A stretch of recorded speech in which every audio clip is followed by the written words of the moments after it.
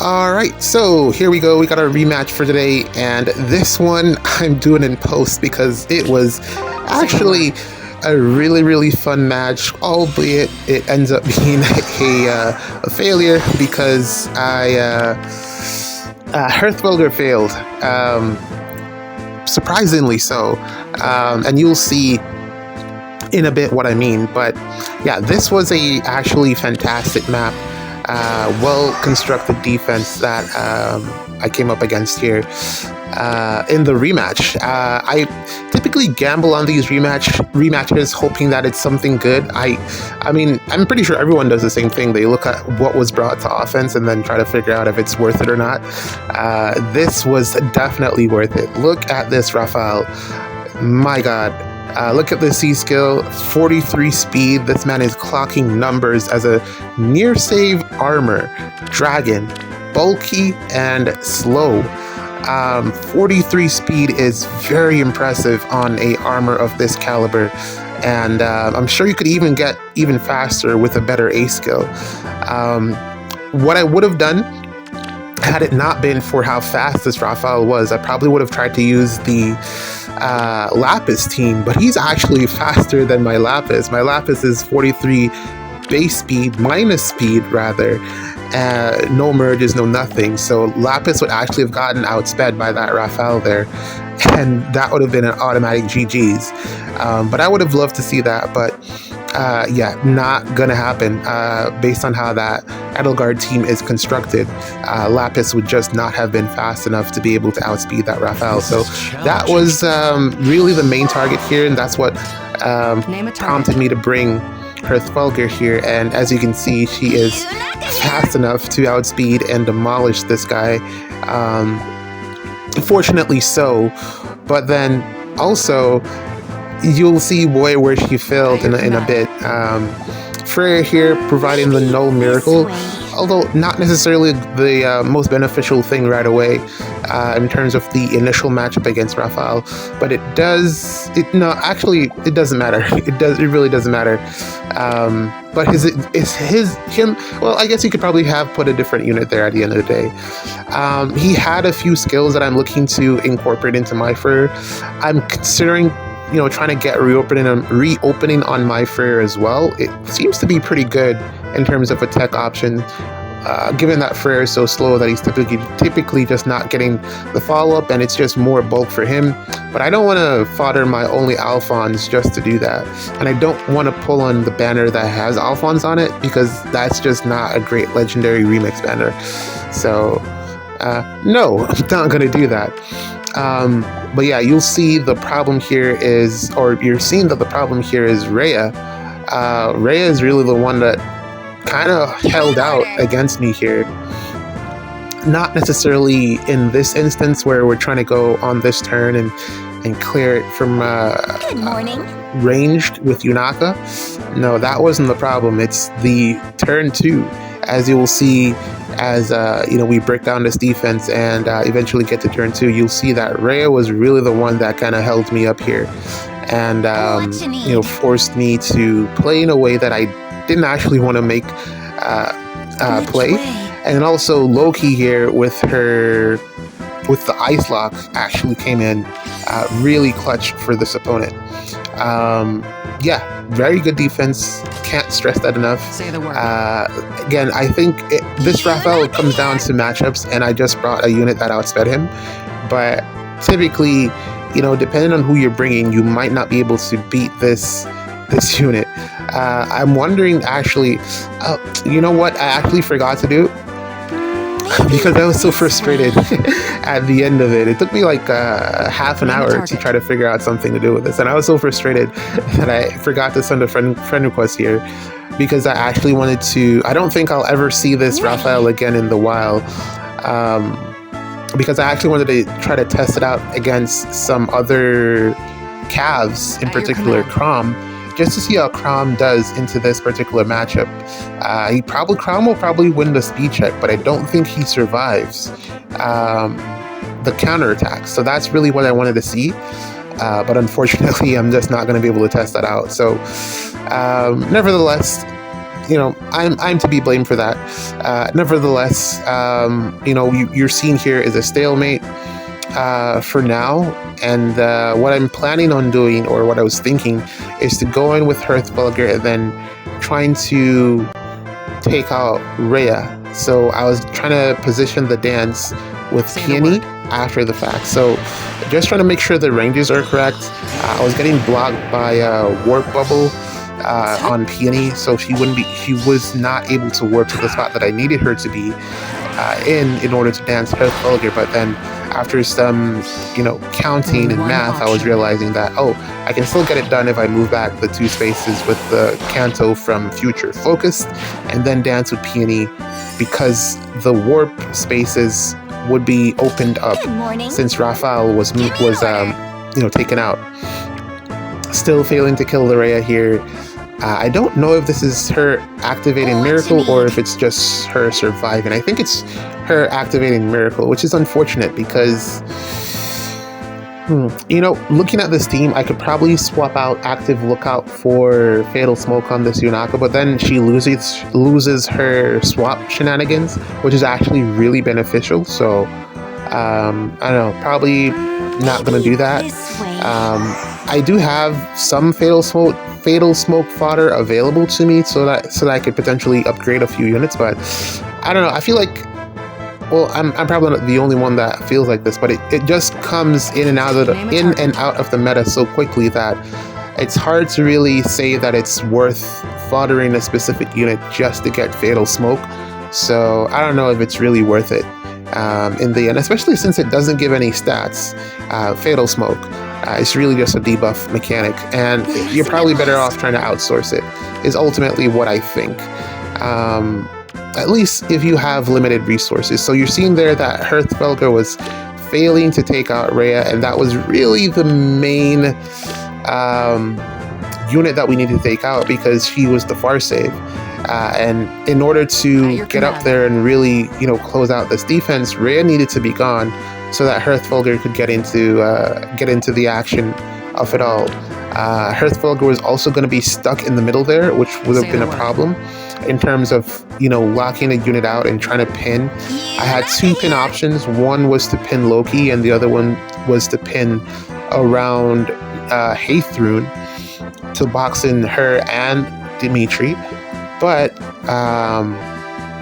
because of the fact that Ather was Hearthfulger was no longer going to be able to Canto away after attacking into Rhea, which I could have still done and then followed up with Yunaka, or attacked with Yunaka first and then followed up with Ather to try to get the KO on Rhea in one turn.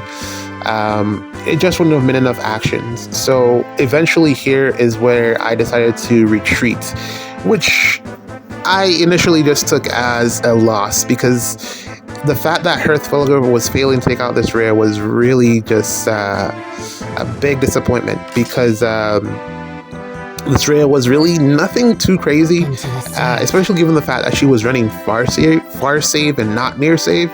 So the fact that Hearthfulger was just not able to do the job there was actually a pretty big letdown. I kind of want to point that out. It really was a big letdown, and this was really what cost me the game, or that was really what cost me the game, because I had a plan with Golveg to then be able to clear the rest of the map with her, but unfortunately it just didn't pan out. This here, the Ice Lock, you'll see in a minute, this was what cost me the game, that Ice Lock right there. I wasn't sure. That pivot is so nice, actually. Very nice pivot from Rhea there to come down and just create some offensive pressure, because I would have had to have attacked on the defense style, which would have made it even more difficult to take her out from range. But the pivot there definitely applied some pressure, and even Hearthfulger, because debuffs and everything, was failing to take out Rhea here. It's very interesting how impactful debuffs are on Hearthfulger in terms of her combat. So I definitely needed to cleanse those. And that's what I did do with I did the Future Focus thing.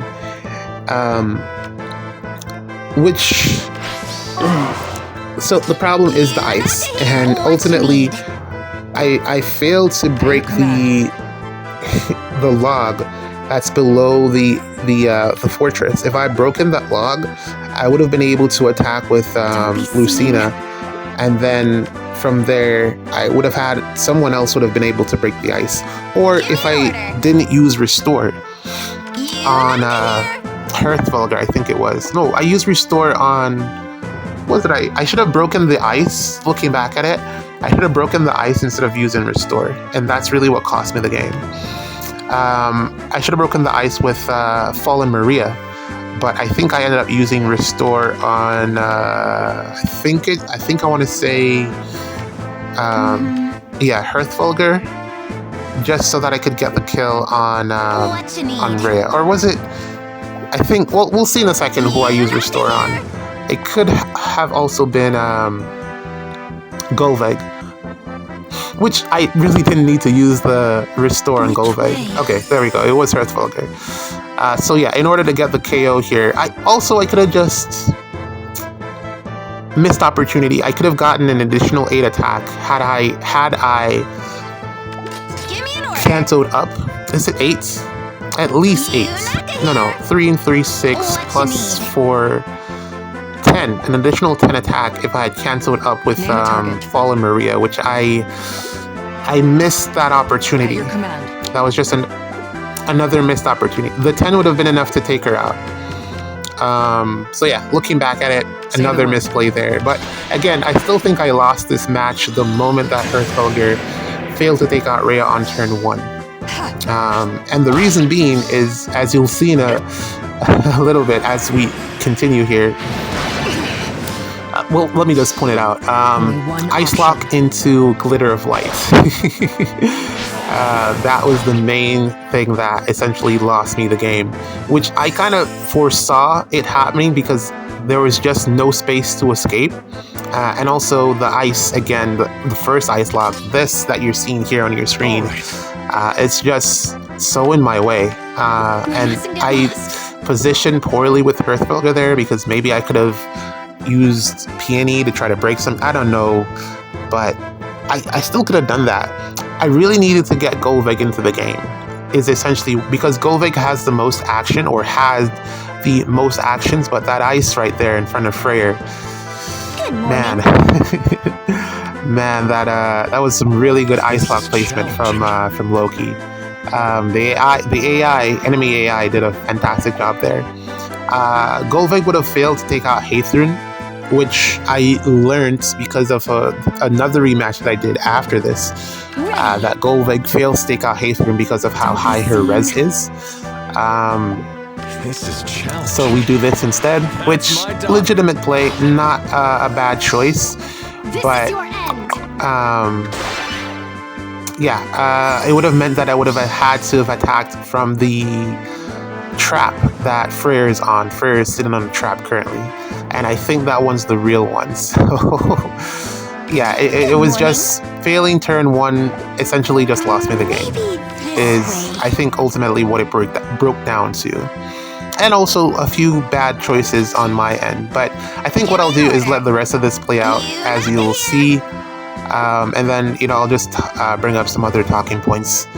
It's almost done, just a few more actions left, but from where we are now, I have already lost because I didn't break the block that was blocking me from attacking Freyr. I really should have done that.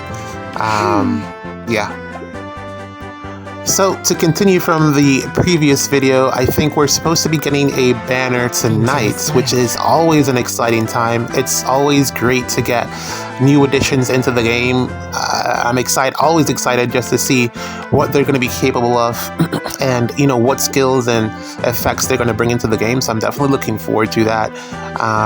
Usually what I do whenever I think there's a trailer that's going to drop, I just waste the day or try to spend as much time as possible asleep, or I go to sleep as quickly as I can, just to.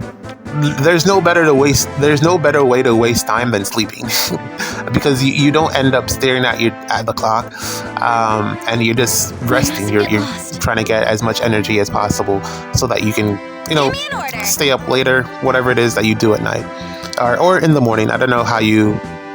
It depends on what your work schedule is. So yeah, I'm definitely excited for that. And as you can see here, the ice is still causing me problems. So yeah, I'm definitely excited for the new trailer.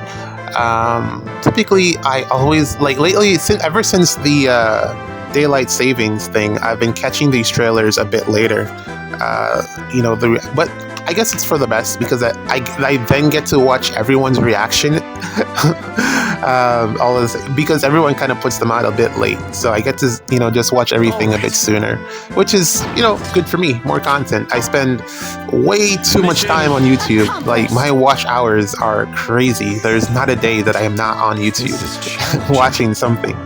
I think I need to get back into Netflix because I'm at the point where I'm running out of content to watch on YouTube, which is kind of weird.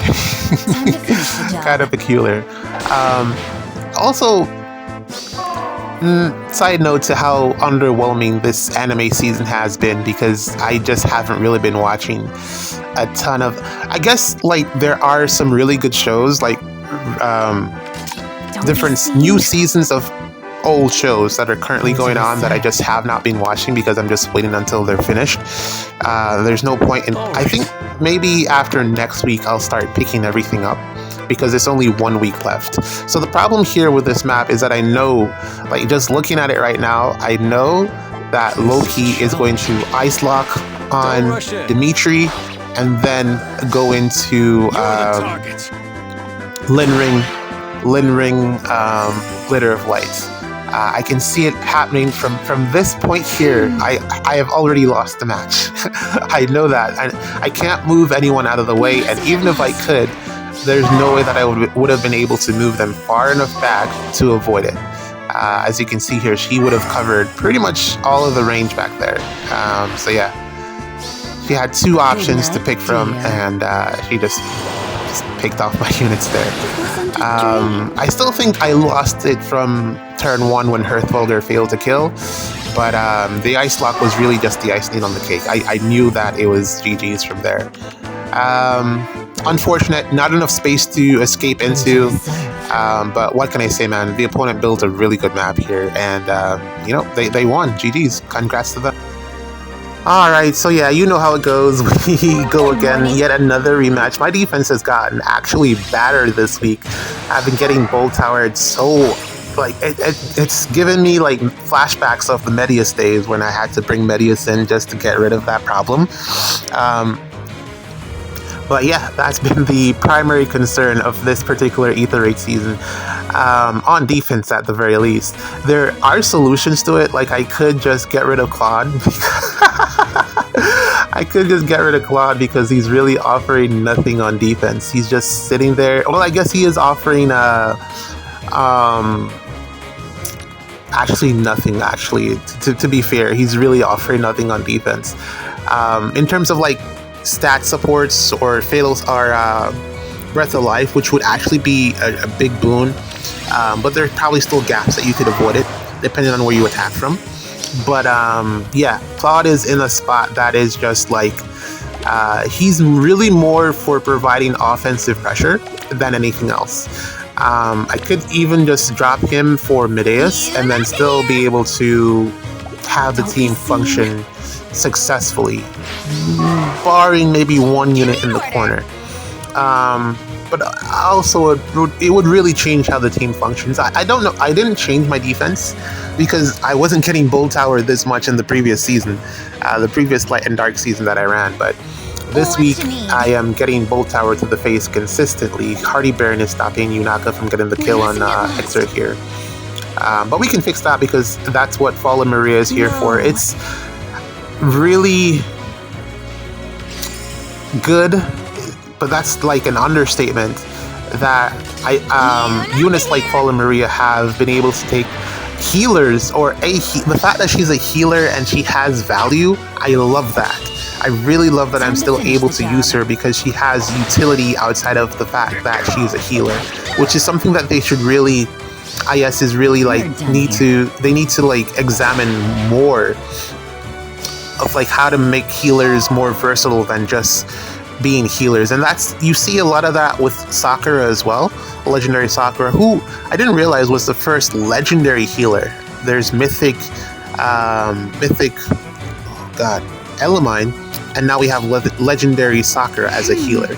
So that completes something that was outstanding in the game, and now it's here. And you know how it goes, when you lose with a team, you kind of want to choose that same team again just to prove that it's not completely invalid. But that's what's going on currently. But very happy that Maria has a place in the game still, and it's just not like a complete fodder unit, because I really like her. I really like Fallen Maria and what she does. Probably more so for what she does, and also just the amount of stats that she can offer as a drive support. 10 stats, like that's like close to Seteth levels. Primarily, depending on which one you want to go towards, it can be attack, defense, or speed. Whatever you want to go towards, you can get it from her. But probably even more, because I didn't give her a joint drive, just a regular drive attack. She can get up to probably 11 if I really wanted to push like just drive stats out of her. You can get up to 11. My apologies. And I think that's fantastic uses for her. You see it as well with Idane, who had the empathy status effect from her support, and then you also saw it with Tina from last year, who was able to steal the status effects and give it to your units. Although I don't necessarily think that's the greatest support currently. I don't know. I don't think it's the greatest support currently, because it means that you have to wait a turn before you can steal the buffs, and then sometimes when you steal the buffs, it kind of doesn't work out in your favor at the same time. But yeah, I think we need more healers like that, in that vein, and not just like demo healers that do nothing and just languish in the colorless pool. Nina, for instance, I think Nina really didn't deserve to get the 3-4-star treatment, because I think her art is really fantastic. In terms of like all the other healers that are in the common pool, I think she has the best art. Is it Nina or Elise? No, Nina. Yeah. Camus. She has the best art in the game, in the colorless pool for healers, I want to say. And then you just have some of the older healers that just do nothing currently. Even with the refine and remix, they still like do nothing. That's that. Let's see what they do with healers in the future. Also kind of disappointed with dual Elise. Like, just a combat unit, doesn't really do much else, which is underwhelming. I've been trying to find a way to get La Rochelle, baby La Rochelle, to be more valuable. But I haven't figured that out yet. Hopefully she gets rerun in Holler forms again. Although I think she already got the second one, so I don't think it's going to happen. Maybe Binding Worlds, I'll find something good for her, because I feel like she needs a new B skill and A skill and also a C skill. She just needs everything, and the Dragon Flowers to make her good. Of all the healers that are in the game, I have her, Tina, Fallen Maria, Sakura, Elamine, and the Grail one, Emmerin or something like that. The Grail one, because I really like her. I like the fact that she's a villain and also a healer. I like the juxtaposition there. She's probably not gonna get a refine. I think it's already way past the point of her getting a refine, but in terms of just like accessible healers, she's like the one that I have that I'm currently like just giving a bunch of fodder to. So I'm constantly upgrading her kit, and she does fairly decently. The only thing that she needs is the Dragon Flowers to be complete.